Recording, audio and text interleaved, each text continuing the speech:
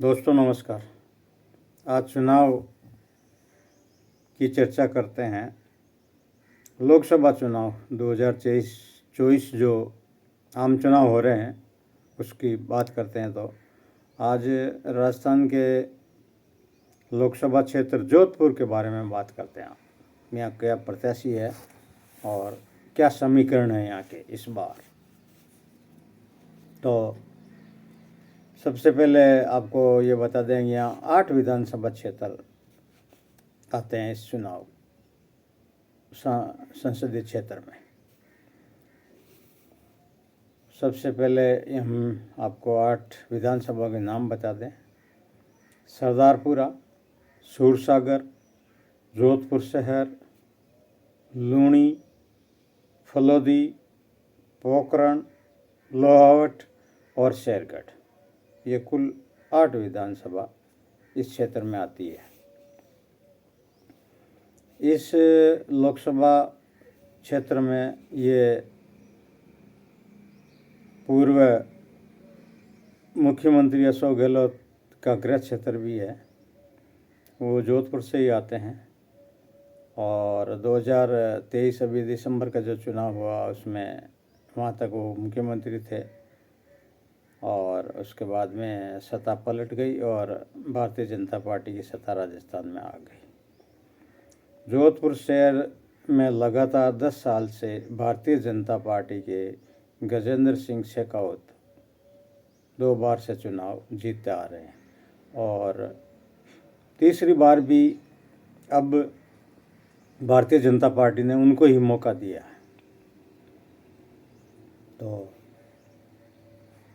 उन्होंने पिछला जो चुनाव है 2,74,440 यानी लगभग 40% वोट से ये सीट उन्होंने जीती है और लगातार वो 10 साल से कैबिनेट में केंद्रीय मंत्री भी है, जल संसाधन मंत्री। अब की बार इनके सामने पिछला जो चुनाव था वह मुख्यमंत्री अशोक गहलोत के लड़के वैभव गहलोत ने चुनाव लड़ा था और वो हार गए कांग्रेस से। अब की बार कांग्रेस ने प्रत्याशी बदला है और यहाँ करण सिंह उचियारडा जो बताते हैं ये स्थानीय यहाँ के जोधपुर के रहने वाले हैं और गजेंद्र सिंह शेखावत को वो सीकर से आते हैं। उनका पैतृक गांव सीकर है और वो यहाँ से आज चुनाव लड़े थे। तो अब की बार कांग्रेस ने भी राजपूत को टिकट दिया है और भारतीय जनता पार्टी ने भी राजपूत को टिकट दिया है।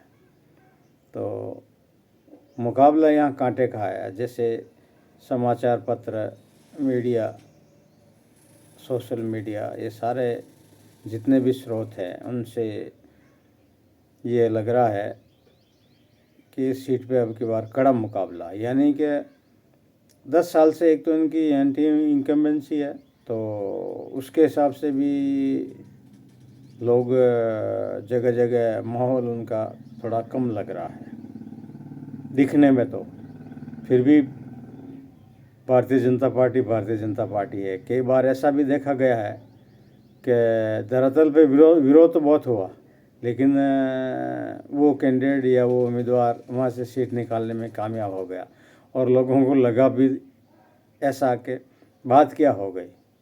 जब इतना विरोध था बार बार हर जगह, उसके उपरांत भी वो इतने मतों से जीत गए। ऐसा लगभग कई सीटों पे हर इलेक्शन में, कई राज्यों के इलेक्शनों में देखने को मिल रहा है। तो अब वापस अब मेन भूमिका पे आते हैं। यहाँ जो 8 विधानसभा क्षेत्र हैं उनमें कितने कितने मत मिले थे। तो आपको सरदारपुरा भारतीय जनता पार्टी 70,463, सूरसागर 1,17,065, जोधपुर शहर 71,192, लूणी 1,23,498, फलोदी 80,246, पोखरण 1,12,999, लोहावट 81,415।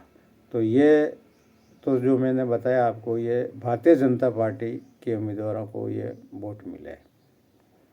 अब बात करते हैं कांग्रेस को कितने कितने मिले। तो सरदारपुरा से 96,859 जो अशोक गहलोत 'की सीट है और यहाँ से अशोक गहलोत जीते हैं।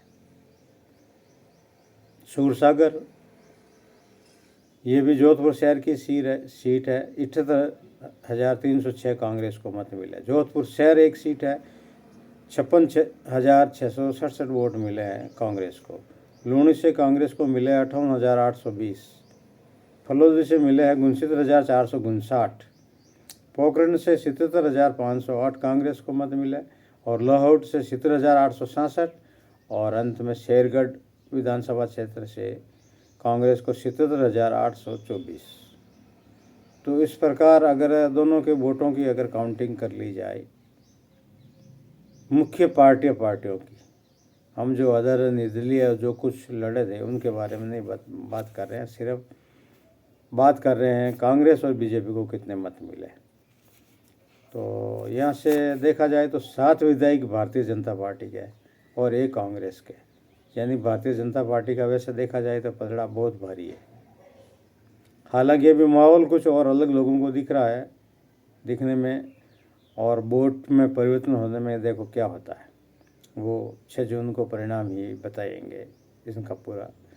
अपन अभी इस समय खाली इसका आकलन कर सकते हैं, तो आकलन के हिसाब से ये आपको हम बता रहे हैं। तो यहाँ पर 8 सीटों की अगर वोटों की काउंटिंग भारतीय जनता पार्टी की जाए तो 7,67,736 मत मिले 8 विधानसभा क्षेत्र में। इसी प्रकार कांग्रेस की गणना करें तो 6,26,309 मत मिले।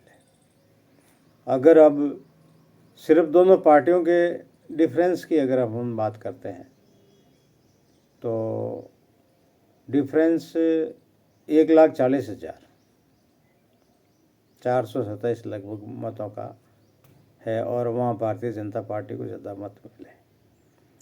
तो अगर विधानसभा जो अभी दिसंबर 2023 में चुनाव हुए उनके अनुसार अगर अपन हम एक गणना मोटे तौर पर करते हैं, अंकगणित लगाते हैं, और तो उस अंकगणित के अनुसार भारतीय जनता पार्टी का पलड़ा भारी है।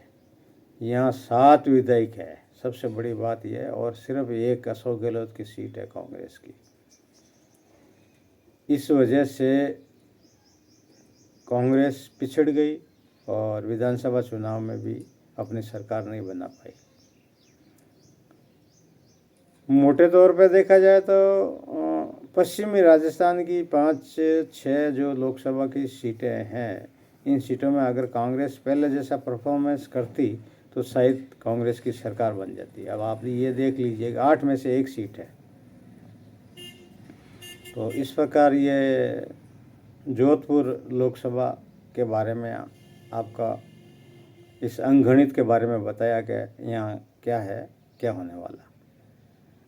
लेकिन सूत्रों के हिसाब से अगर और सारा रोज़ जो बायोडाटा पेपर में आ रहा है, सोशल मीडिया पे है, कुछ राष्ट्रीय चैनलों पे भी इनकी चर्चा की जा रही है, तो 10 साल से इनकी एंटी इनकम्बेंसी और लोकल बारी का मुद्दा काफ़ी जोधपुर में हावी होता हुआ दिख रहा है। तो हो सकता है कि उस वजह से भी, लेकिन पिछला रिकॉर्ड अभी जैसे दोनों के बारे में अगर अपन गणना करके 1,40,000 मत ज़्यादा, मान लो पार्टी के हिसाब से देखें तो 1,40,000 फिर भी ज़्यादा, लेकिन इन्होंने 2019 में 2,74,000 वोटों से जीत दर्ज की, लगभग 3.25 लाख वोट है। तो उससे भी ये वोट रिकवर होना, वोट परसेंटेज में काफ़ी अंतर है। इनको 40% वोट मिले थे और कांग्रेस को 26% वोट मिले। तो जो गैप अगर देखा जाए तो 14% का गैप था पिछले लोकसभा चुनाव में। फिर भी देखो जनता है, जो भी फैसला करेगी जनता के हाथ में। तो आपको मैंने जोधपुर विधानसभा के बारे में बताया, आपको कैसा लगा? आपको वीडियो अच्छे लगे तो लाइक कीजिएगा, शेयर कीजिएगा, और उससे भी अच्छा लगे तो सब्सक्राइब कीजिएगा, ताकि हमारा मनोबल बढ़े और हम इस चुनाव की कड़ी में राजस्थान के 25 ही लोकसभा क्षेत्र के बारे में वीडियो बना रहे हैं। वो जो जानकारी है वो आपसे शेयर कर रहे हैं। तो आपका सबका बहुत बहुत धन्यवाद, आभार, जय हिंद।